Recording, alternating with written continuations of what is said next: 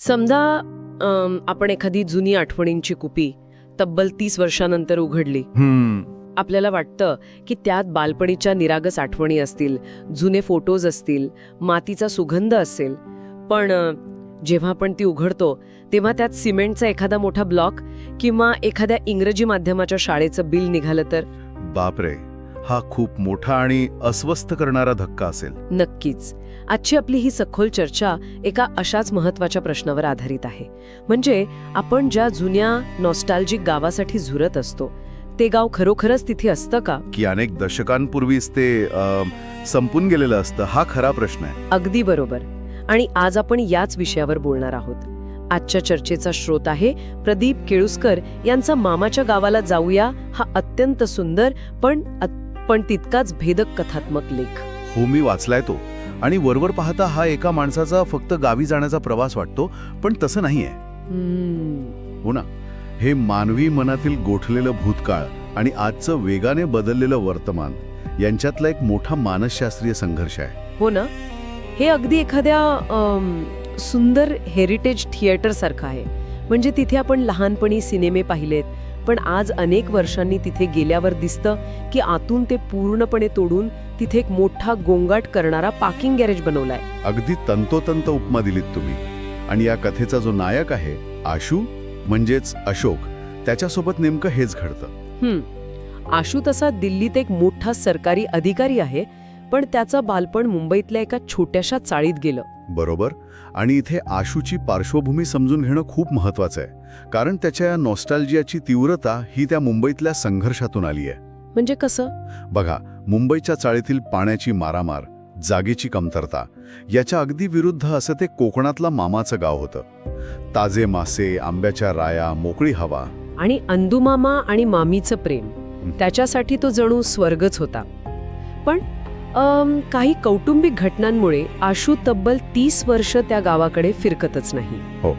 आणि आता 30 वर्षांनंतर जेव्हा अंदुमामाच्या निधनाची बातमी येते तेव्हा तो पुन्हा एकदा त्या गावात पाऊल ठेवतो. आणि तिथेच त्याच्या या नॉस्टॅल्जियाला पहिला मोठा तडा जातो. म्हणजे पहाटे 4 वाजता जेव्हा तो कुडाळ स्टेशनवर उतरतो तेव्हा त्याला वाटतं की तिथे पूर्वीसारखाच शुकशुकाट असेल. पण वास्तवात तिथे 25-30 रिक्षा प्रवाशांची वाट पाहत उभ्या असतात. बापरे, 25-30 रिक्षा पहाटे 4 वाजता? हो ना.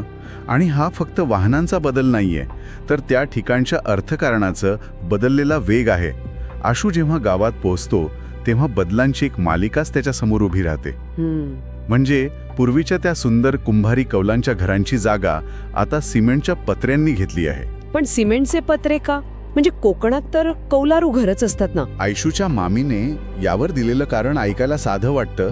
ती सांगते की माकडांच्या टोळ्या उड्या मारून कौले फोडतात म्हणून नाईलाजाने पत्रे घालावे लागले. अरे चा. पण आपण जर याच्या मागील पर्यावरणीय साखळीचा विचार केला तरी अत्यंत भयंकर आहे. म्हणजे ही माकडं अचानक गावात का शिरू लागली हा खरा प्रश्न आहे. नक्कीच. याचं मुख्य कारण म्हणजे आजूबाजूच्या जंगलांचा आणि नैसर्गिक अधिवासाचा झालेला नाश. कथेतील आमराई नष्ट होण्याचा जो प्रसंग आहे तो याच्याशी थेट जोडलेला आहे.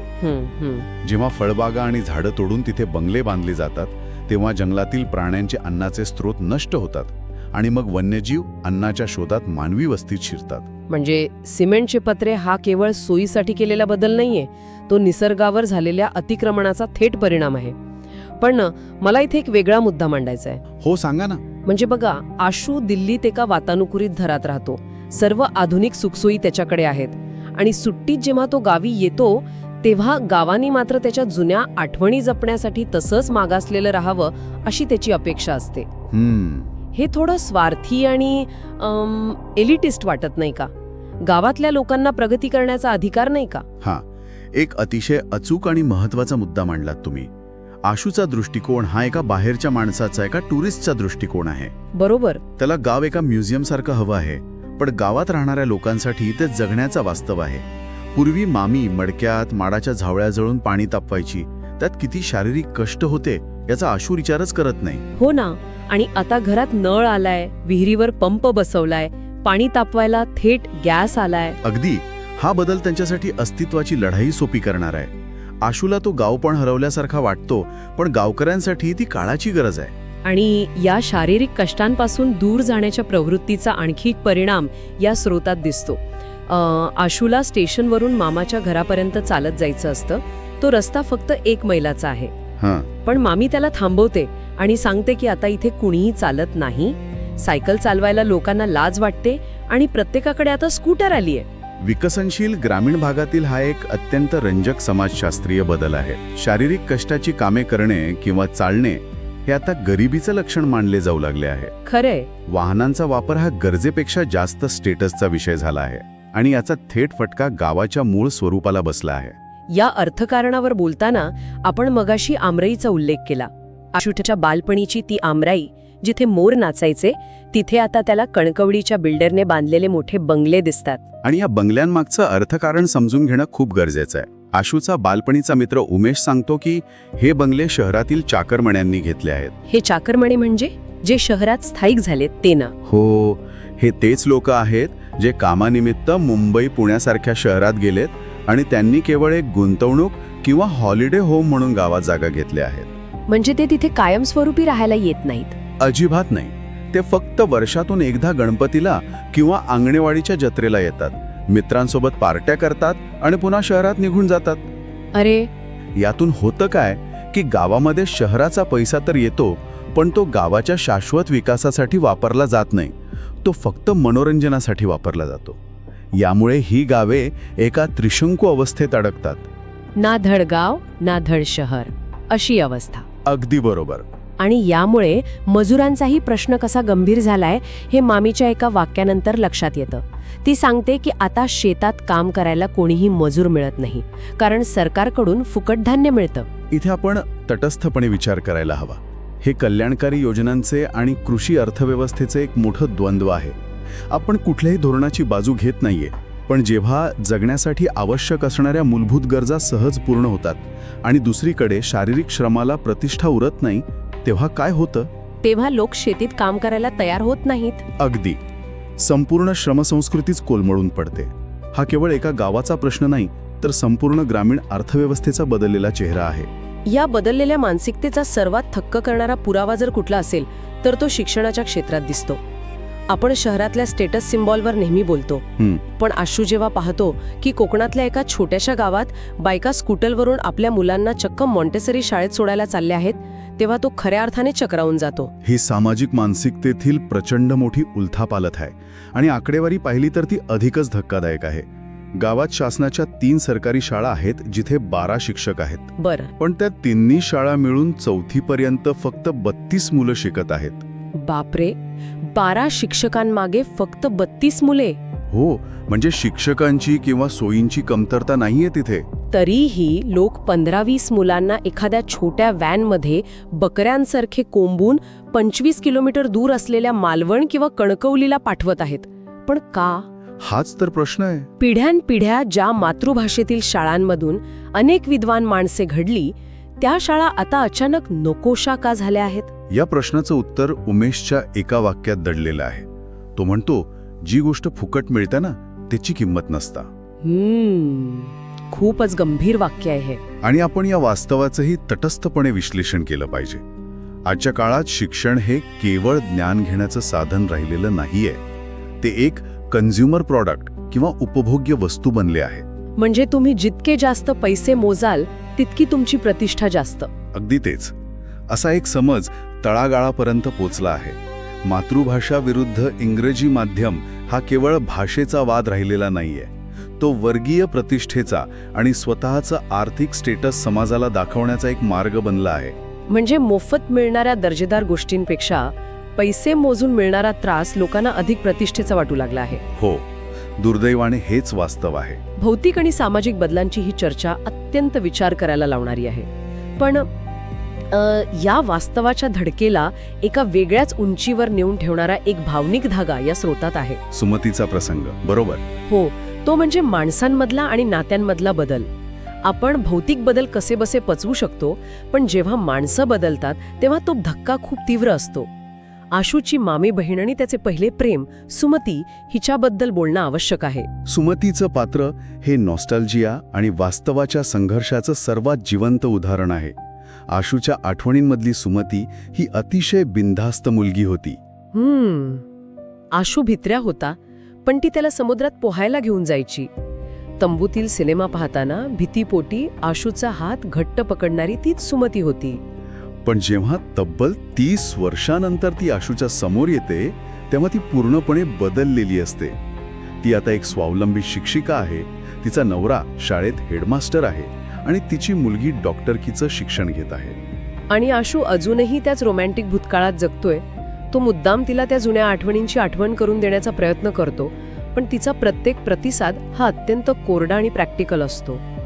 तिचे हे कोरडे पण समजून घेणं खूप गरजेचं आहे. आशू जेव्हा तंबूतील सिनेमाची आठवण काढतो तेव्हा ती म्हणते की आता प्रत्येकाच्या हातात मोबाईलवर सिनेमा आहे. आणि जेव्हा तो समुद्रात पोहण्याची आठवण काढतो तेव्हा तिचं उत्तर असतं की सरकारने तिथे बंदी घातली आहे, कारण लोक मरतात तिथे. हो, आणि सर्वात धक्कादायक संवाद पुढे येतो. कोणता? जेव्हा तो त्यांच्या बालपणीच्या नारळा आंबा या खेळाची आठवण काढतो. हो, पडपड आंब्या घोसातल्या तो खेळ. त्यावर ती थेट म्हणते, मला या घरात घेतच नव्हते, मग तो नारळी आंबा कधी वादळात पडला मला काय माहीत. बरोबर. मला हा संवाद खूप अस्वस्थ करणारा वाटला. तिने भूतकाळ इतका पूर्णपणे पुसून का टाकला असावा? कारण आशूसाठी तो भूतकाळ, तो नॉस्टॅल्जिया ही एक लक्झरी होती, पण सुमतीसाठी तो भूतकाळ एक मोठा आघात होता. कसं काय? आपल्याला आठवायला हवं की सुमतीने दुसऱ्या जातीतील मुलाशी लग्न केल्यामुळे तिच्या वडिलांनी म्हणजेच अंदुमामाने तिला घरातून हाकलून दिले होते. अरे हो. ज्या कुटुंबाने आणि समाजाने तिला नाकारले त्या गावच्या रोमॅन्टिक आठवणी कुरवाळत बसण्याची सवलत तिला कधीच नव्हती. तिला जगण्यासाठी प्रत्यक्ष संघर्ष करावा लागला. त्यामुळे तिचे हे कोरडेपण म्हणजे तिने स्वतःभोवती उभारलेले एक भावनिक चिलखट आहे. भूतकाळातील रोमॅन्टिसिझमपेक्षा तिला वर्तमानातील जगण्याचे प्रॅक्टिकल वास्तव अधिक जवळचे आणि सुरक्षित वाटते. याचा आणखी एक अत्यंत उपहासात्मक आणि कटू पैलू समोर येतो. तो कोणता? ज्या जावयाने दुसऱ्या जातीचा असल्यामुळे मामाच्या घरात कधी पाऊल ठेवले नाही, ज्याचे तोंड मामाने आयुष्यभर कधी पाहिले नाही, तोच जावाई आज त्याच मामाच्या 12व्याचे पिंडदान करत आहे. हा, खरोखरच या कथेचा सर्वोच्च उपहासात्मक बिंदू आहे. यातून एक मोठा धडा मिळतो. काळाच्या ओघात माणसाचा अहंकार, त्याचे पूर्वग्रह आणि कधीकधी नातीही कशी पूर्णपणे अर्थहीन ठरतात हे यातून दिसतं. अगदी खरंय. ज्या नियमांसाठी आणि जातीभेदासाठी माणसाने स्वतःच्या मुलीला दूर लोटले, मृत्यू आणि काळ त्या सर्व नियमांना कसे एका क्षणात मातीत मिसळून टाकतो याचे हे जिवंत उदाहरण आहे. काळ हा खरोखरच सर्वात मोठा निवाडा करणारा आहे. नक्कीच. या सर्व घटनांचा आशूच्या मनावर इतका खोल परिणाम होतो की त्याचा पूर्णपणे भ्रमनिरास होतो. तो तिथे 4 दिवस राहणार असतो, पण तो राहत नाही. या ना ढरात गाव ना धड शहर अशा अवस्थेत अडकलेल्या, भौतिकदृष्ट्या बदललेल्या आणि भावनिकदृष्ट्या पूर्णपणे परक्या झालेल्या ठिकाणी राहायची त्याची इच्छाच उरत नाही. तो दुसऱ्याच दिवशी रिक्षा पकडतो आणि मामाच्या गावाला कायमचा निरोप देतो.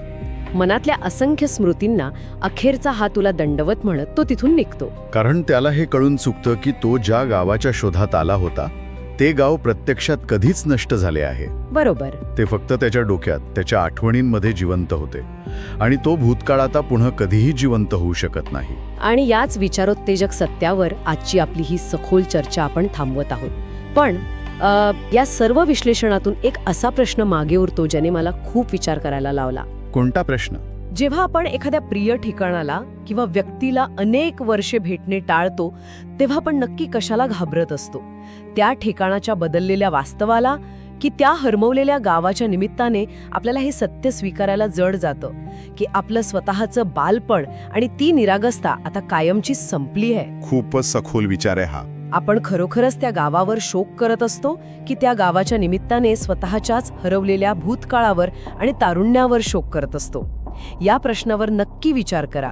पुन्हा भेटूया अशाच एका नव्या आणि सखोल विषयासह. तोपर्यंत